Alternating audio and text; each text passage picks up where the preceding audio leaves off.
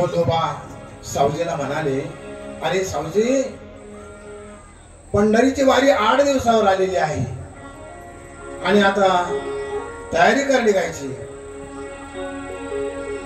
सावजी म्हणाला, मी इतक्या दिवस केली की आता खाली करा ते जरा, तोंडावर नाही आलो हवा.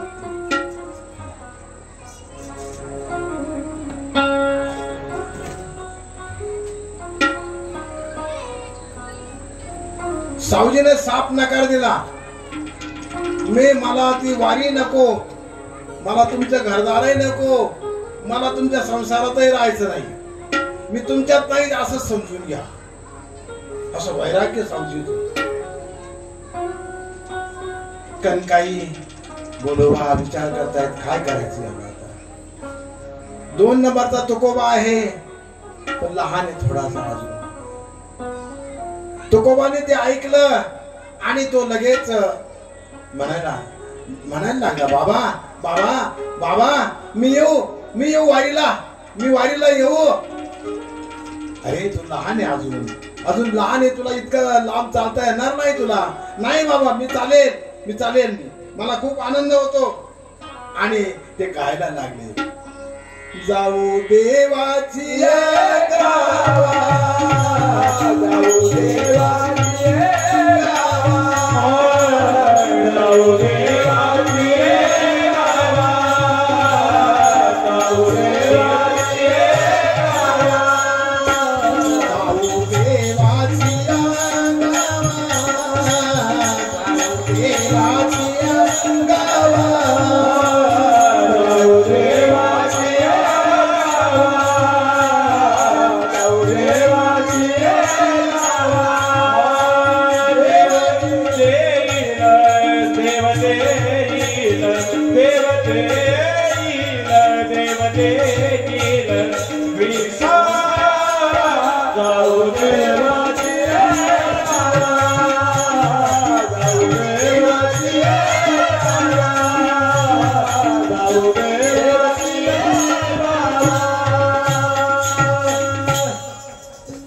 जाऊ देवाची देव देईल विसावा. विसावा कुठे मिळतो आपल्याला? आपल्या घरी मिळतो ना. घरी मिळतो का विसावा? घरी विसावा नाहीये. घरी रिकामा कधीच राहत नाही कोणी, कधीच राहत नाही. शेतातलं काम, शेतात तर इतकं काम असतं की ते कधी संपत नाही. संसार हा पूर्ण विराम नाही. संसारामध्ये संसार कायम अपूर्ण आहे. संसारात कधी काम आहे, रात्रंदिवस कामच आहे. आणि विसावा कुठे आहे? जाऊ देवाची गावा, जाऊ देवाची गावा, देव देईल विसावा. विसावा देणारा तोच आहे, त्याच्याशिवाय विसावा कुठेच नाहीये. आणि त्याच्याजवळच काय सांगायचं ते सांगायचं. आपलं सुख असो, आपलं दुःख असो, आपण शेजाऱ्याला सांगतो, आपण पाहुण्याला सांगतो, आपण आईला सांगतो, आपण बहिणीला सांगतो. आपलं सुखही दुसऱ्याला सांगू नका, आपलं दुःखही दुसऱ्याला सांगू नका. दुसऱ्याला आपलं दुःख सांगितलं तर त्याला आनंद वाटेल. आपलं सुख जर आपण दुसऱ्याला सांगितलं तर तो जळायला लागेल आपल्याबद्दल. म्हणून आपलं सुख सुद्धा कोणाला सांगू नये. जय हरी महाराज.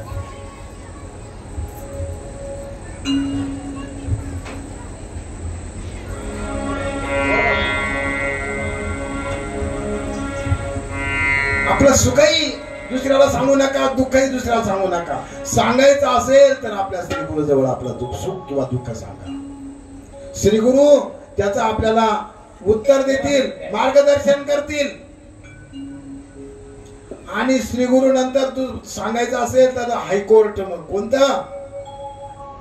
देव देईल विसावा, देवा सांगू सुख दुःख, देव निवारी भूक. देवच आपली भूक निवारू करू शकतो.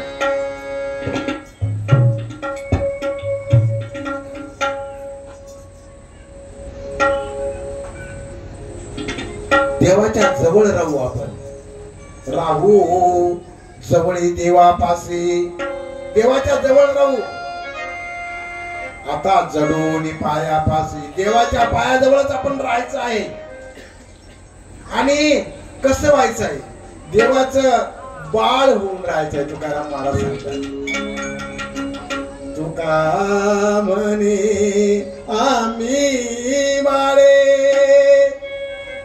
या देवाची लढी वाळी. आम्ही बाळ होऊ देवाचं. बाळ काय करत असतं? बाळ कशाची चिंता करतं का? बाळ भूक लागलीची भुकेची चिंता करतं का? आईला बाळाची चिंता असते. आई काय करते? बाळ काय खेळत असतं तिकडं, आई म्हणते अगे अरे इकडे ये बाळा, जेवून घे. बाळ येत नाहीये तोपर्यंत आई त्याचं काम, आपलं काम आटोपून घेते. पण पुन्हा बाळाला पुन्हा आठवण देते, अरे ये जेवून घे, भूक लागली. आईलाच बाळाची भूक लागत असते. तशी आमच्या पांडुरंगाला, विठ्ठलाला आमची भूक लागते. तुम्ही जाता गावा हुरहुर माझ्या जीवा. पांडुरंग परमात्मा स्वतः सांगता येत. पांडुरंग भगवंताला आपली ओढ लागलेली असते. आणि मग पांडुरंगाच्या भेटीला तुकाराम महाराज निघालेले आहे आणि भजन सुरू झालेलं आहे. पांडुरंग हरी जय जय पांडुरंग हरी, पांडुरंग हरी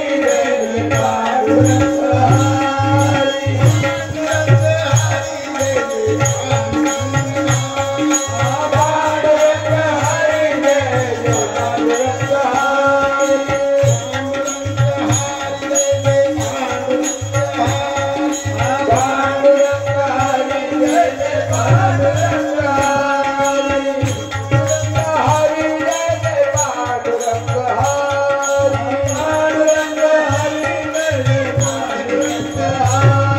पांडुरंग हरी जय जय पांडुरंग हरी, पांडुरंग हरी जय जय पांडुरंग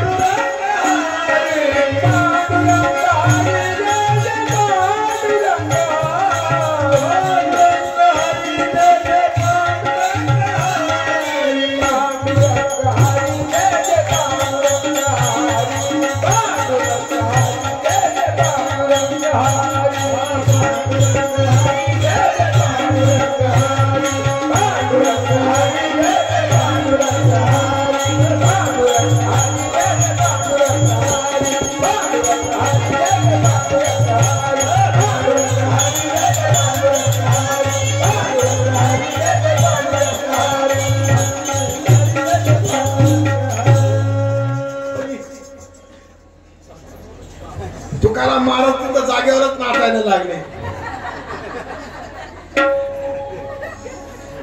हो, पंढरीला जायचंय अजून आणि जागेवर नाचून कसं जमेल? परंतु कसं आहे, मोलोबांना कणखाईला असा प्रश्न पडला. जगामध्ये 3 हट्ट फार महत्वाचे असतात बरं का. पहिला हट्ट बाल हट्ट असतो. बाल हट्ट त्याला बाकीचं काहीच कशाचीच गरज नाही, काही चिंताच करीत नाही. ते भगवान कृष्णाने चंद्र मागितला होता. चंद्र खिलवना दीजियो मोई. काही मागतो, काय म्हणेल ते त्याला द्यावं लागतं बाळाला. जे आपल्या घरी नाही, आपले ऐपत नाही, परंतु बाळाला काय घेणं त्याच्याशी. आणि तुकाराम असा हट्टाला भेटलेला आहे, मला तुमच्यावर यायचंच बाबा, मला पंढरीला जायचंच आहे. दुसरा हट्ट कोणता आहे? साधू हट्ट असतो. साधू हट्ट, साधूचा मनासारखंच झालं पाहिजे. साधूचा हट्ट नाही पावला तर साधू काय करतील ते सांगता येत नाही. परंतु साधू कधी वाईट करत नसतात. साधू नेहमी चांगलंच करत असतात. आपल्याला परमपूज्य गुरुवारी नारायणगिरीचे महाराजांचे इतके आशीर्वाद मिळालेले आहेत. ते कधी कोणावर रागवलेले नाही, कधीच कोणावर रागवलेले नाही. फक्त हिताच्याच गोष्टी सांगितलेल्या आहेत. बाबा हो, अरे पंढरीच्या वारीला जा, भगवंताचं नामस्मरण करा, देवाचं भजन करा, हरिपाठ करा. हरिपाठ ज्याने केला ना, जीवनामध्ये दुसरं करायची गरज राहत नाही. हरिपाठामध्ये भगवंताची एवढे नाव आहे. कोणी 108 111 सांगतात, परंतु भगवंताचे नामच नाम आहे त्याच्यामध्ये. आणि नामाचं विशेष काय असं, कारण नाम घेता उठाउठी होय संसाराची स्तुती. नाम घेतलं, भगवंताचं नाम स्मरण केल्याने काय होतं, तृण अग्नी वेळे समरस झाले तैसे नामे केले. अरे भगवंताचं नाम स्मरण एक जर डोंगरा एवढा जरी पाप असलं आपलं, तर ते एका काडीने जळून जातो डोंगरा एवढं गवत. तसं भगवंताच्या एका नामस्मरणाने. आणि याच्यात तर भरपूर नाम आहे ना हरिपाठामध्ये. बरं, एका शिष्याने गुरुंना विचारलं, गुरुजी रोज हरिपाठ घ्यायची काय गरज आहे, काय गरज आहे रोज हरिपाठ घ्यायची. गुरुजींनी सांगितलं, तुला नंतर उत्तर देतो म्हटले. दुसऱ्या दिवशी उठला, लागला आश्रम झाडायला लागला. गुरुजींनी सांगितलं, ए झाडू नको म्हटले, थांब म्हटले. त्या दिवशी नाही झाडलं, पुन्हा दुसऱ्या दिवशी ए झाडायचं नाही.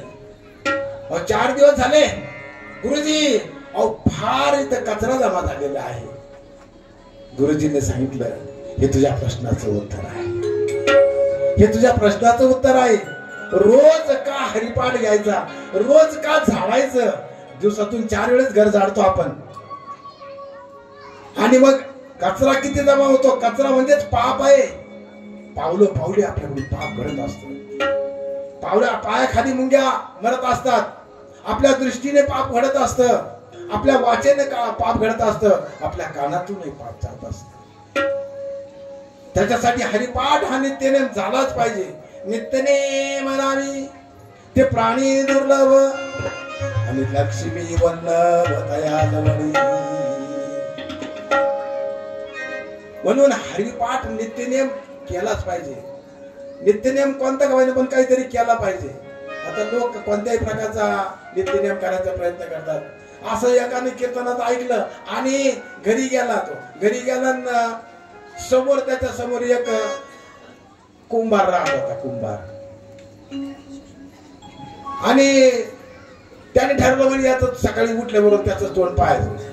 हा काही नित्यनेम झाला का, पण ठरवलं त्याने सकाळी उठल्याबरोबर तो काय करायचा, उठला का पहिलं त्याचं तोंड पाहायचा आणि मग त्याच्या कामाला सुरुवात करायची. काही दिवस असेच गेले. एक दिवस तो कुंभार बाबा मडक्यासाठी माती आणायला गेला. सकाळी लवकर उठून गेला. तो उठून गेला, पाहिलं तर दिसत नाही. आई साहेबांना विचारलं, कुठे गेले, म्हटले गेले माती आणायला. कोणत्या दिशेने गेले, इकडे गेले म्हटले. गेला त्यांच्या माग घाई गेला, तर त्यांचं माती काढायचं काम चालूच होतं.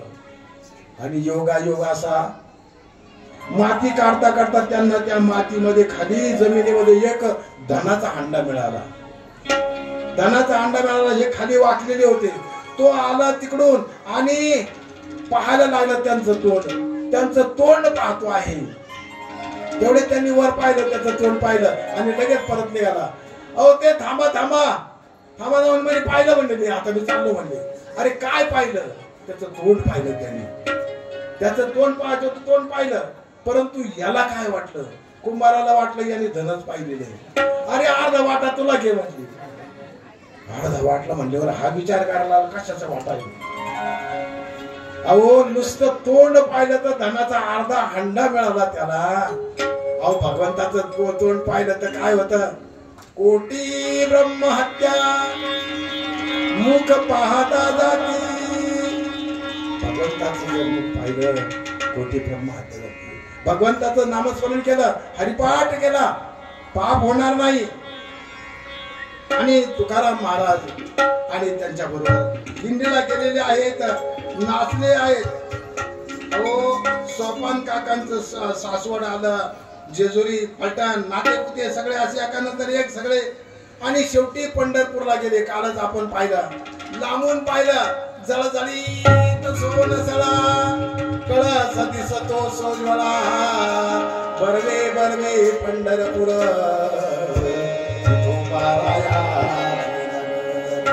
माहेर संतांचे नाम या स्वामी केशवाचे बर्वे बर्वे पंढरपूर नगर. आनंद तुकोबारायाला नाचू लागले तिथे. इतके वाळवंटात गेले, चंद्रभागेत गेले. सकाळी तीर्थे घडती एक वेळा चंद्रभागा डोळा देखिलिया अवघिया संता एक वेळ भेटी कुंडलेक दृष्टी देखिलिया. तुका म्हणे जन्म आले ते सार्थक विठ्ठलाची एक देखिलिया. अरे अवघीच पापे गेली दिगंतरा पंढरपूर डोळा देखिलिया. नुसतं पाहिलं तरी सगळे पाप जळून जातात हो.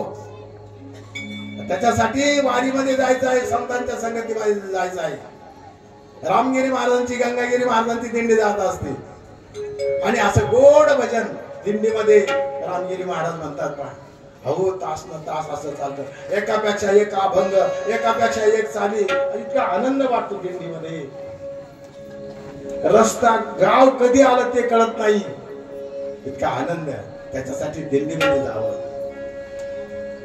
तुकाराम महाराजांना सगळं घडलं महाराज आणि आता पांडुरंगाच्या द्वारापर्यंत आलेली आहे, तिथे महाद्वारापर्यंत आलेली आहे. लांबून पाहिलं राजा ससुकुमार मदनाचा पुतळा रवी शशी कळा लोपलिया कस्तुरी मळवट चंदनाची धुळे माळ कंठी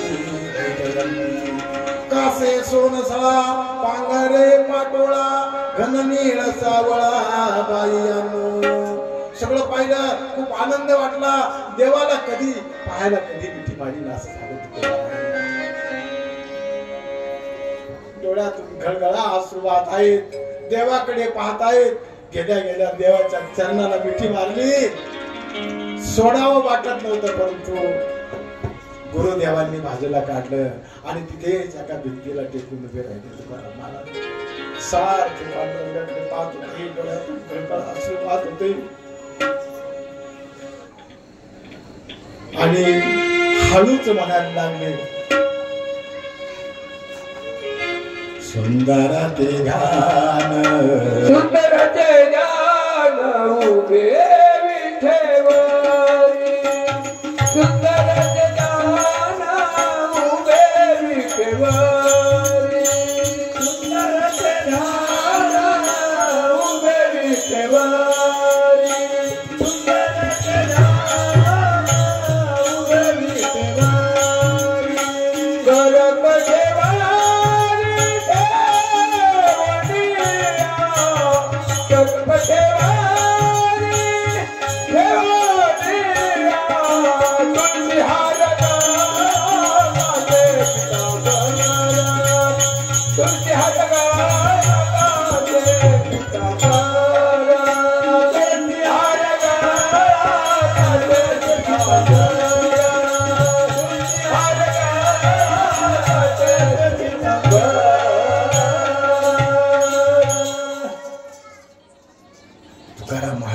डोळ्यातून घळघळा अश्रू वाहत आहेत आणि भगवंताचं वर्णन करतायत. मकर कुंडले तळपती श्रवणी कंठी कौस्तुभ मणी विराजित. आणि हेच माझं सुख आहे म्हणून सांगतो तुकाराम महाराज. तेवढ्यात कोणीतरी बोललं चला तुकोबा चला आणि हात धरला आणि घेतलं बाजूला तुकाराम. आता घरी परतायचं आहे, परंतु तुकोबारायांना मागे वाटत नाही.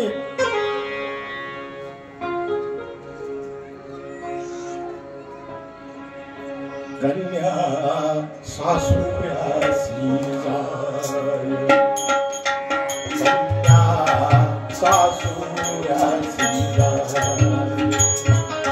कन्या सासूयासी जाय.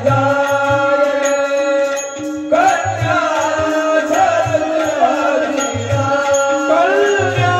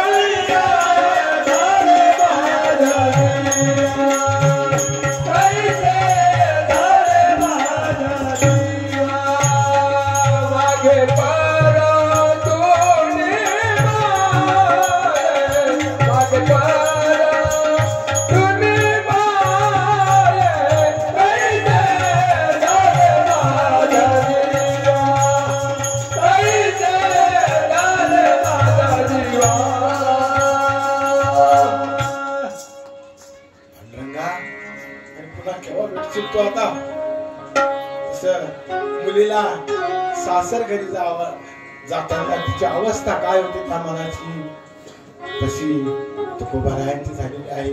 देवा परत कधी भेटशील आता? अरे तिथून पंढरपूरच्या बाहेर निघाल्यानंतर सगळा संसारच ना, सगळा संसारच ना. संसारामध्ये संसार दुःख मूळ चहूकडे विश्रांती नाही कोणी रात्र दिवस काम क्रोध लोभ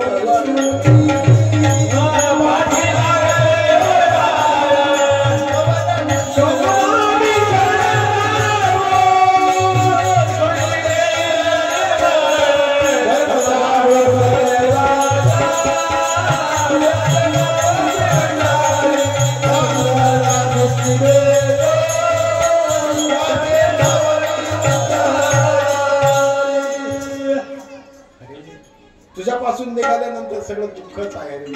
दुःखाशिवाय दुसरं काहीच नाही या संसारामध्ये. सुख नाहीये.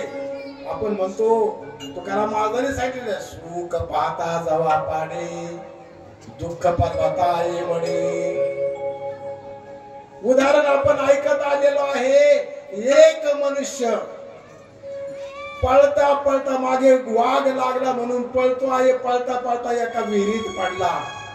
विहिरीत पडला आणि खाली कोरडी विहीर आहे परंतु योगायोगाने झाडाच्या पारंब्या त्याच्या हाताला लागल्या. खाली पडता पडता वाचला. आता त्याने पाहिलं खाली काय पाणी किती आहे म्हणून. खाली पाहिलं तर खाली नागोबा आहे. खाली नागोबा आहे. खाली जावं तर नागोबा आहे. वर जावं तर वरून लगेच वाघोबा आलेला आहे. मागून पळतच आला होता तो. त्याने पाहिलं इथं गेला तो म्हणून. खाली नागोबा वरून वाघोबा आणि त्याच्यामध्ये काय झालं तिथे एक मोहळ होतं. मोहळ आणि त्या मोहळाला थोडा याचा धक्का लागल्यामुळे त्याच्यातून एक मधाचा थेंब पडला आणि तो असा त्याच्या नाकावर पडला. नाकावर पडला. खाली दिसायला लागला त्याला मध आहे मध. त्याने जीभ लांब केली आणि तो मध चाटला. तो म्हणतो काय गोड आहे हो, काय गोड आहे. संसारात हेच आहे ना हो. सगळं संसार दुःख आहे परंतु एक थोडासा मधाचा थेंब आपल्या जिभेला लागतो आणि याला आपण सुख म्हणतो. सुख पाहता जवा पाडे दुःख पर्वता ये वडे. तुकाराम महाराज निघालेले आहेत. घरी आले. बोलोबा सावजीला पुन्हा समजावून सांगत होते पण सावजी ऐकत नव्हता. त्याच्या पत्नीकडे लक्ष नव्हतं. त्याची पत्नी झुरत होती रोज. कधी कधी सासूच्या कुशीमध्ये विळका घालून ती रडायची. आता सासूने सुनेला कसं समजावून सांगायचं, काय समजावून सांगावं तिने काय सांत्वन करायचं. आणि आता तो गोबाई आता समजदार झालेला आहे. घरात करायला कोणीतरी पाहिजे. कणकाई आता वृद्धत्वाला आलेली आहे म्हणून तुकोबाचं लग्न करायचं ठरलं. करायचं का लग्न? तुकाराम महाराज लग्न करायचं का? नाही म्हणायला लागे आता कसं करायचं. मोठे वाचवायचे. आणि तुकोबांना विचारलं. तुकोबा विचार करतायत अरे हा संसार प्रपंच केवढा मोठा आहे. या संसारामध्ये एवढं सांभाळायचं. पुन्हा ती पत्नी यायची, ही महाजनकी, हे दुकान, पुन्हा लोकांचे घेणे देणे, एवढं मला जमेल का?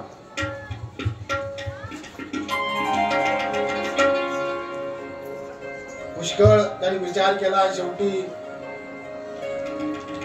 परवानगी दिली आई वडिलांना आणि लोहगावचे मोझे यांची मुलगी रखमा हिच्या बरोबर त्यांचा साध्या पद्धतीने विवाह झालेला आहे.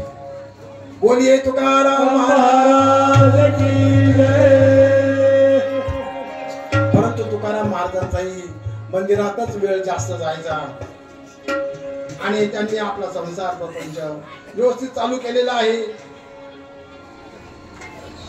आणि गृहस्थ आश्रम कसा असतो, धर्माने गृहस्थ आश्रमाला तपोभूमी म्हटलेला आहे. तपोभूमी आहे गृहस्थ आश्रम मध्ये. गृहस्थ आश्रमामधून चारही पुरुषार्थ प्राप्त होत असतात, धर्म अर्थ काम आणि मोक्ष. तुकोबारायांनी ते सगळे साधलेले आहेत. रामायणामध्ये सांगितले धारणात धर्म नित्याहू धर्मे विधृता प्रजा यस्मात् धारेते सर्वं त्रैलोक्यं सचराचरम्. जो गृहस्थ आश्रम स्वीकारतो ना तो विष्णूचं काम करत असतो. त्रैलोक्यातील चराचराचं भरण पोषण करणारा हा गृहस्थी आहे. साधू जरी झाला संन्यासी माध्यान्नासी तोंडवासी आणि तो गृहस्थ आश्रमाच्या दारात येत असतो. आणि इतर प्राणी सुद्धा सगळे गृहस्थ आश्रमावर अवलंबून असतात. म्हणून धर्म अर्थ काम आणि मोक्ष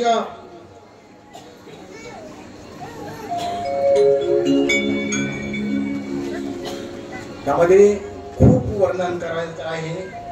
वेळ आपला तर लाईटला घालवलेला आहे. आपल्याला वेळेतच झालं पाहिजे. लवला 2 मिनिटं कमी.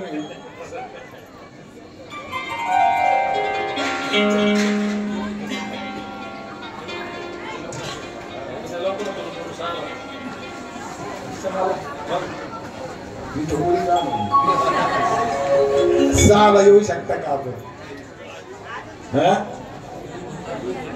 तुम्ही एकटे नाही येऊन उपयोग ना, सगळे आले पाहिजे ना. आमच्या माता भगिनी अहो त्यांची संख्या जाईल, बहुमत जास्त आहे त्यांचं. बहुमताला महत्व आहे ना. आपण थोडं 8-10 मिनिटं घेतलं चांगलं. स्वयंपाक तयार आहे, खानेवाला भी तयार आहे, खाना भी तयार आहे. भगवंता के पास भगवंताच्या बद्दल प्रसाद मांडलेला आहे. मग आता काय करायचं? भजन करा, आरती करा, आरती तयारी करा. राधे राधे राधे राधे राधे राधे.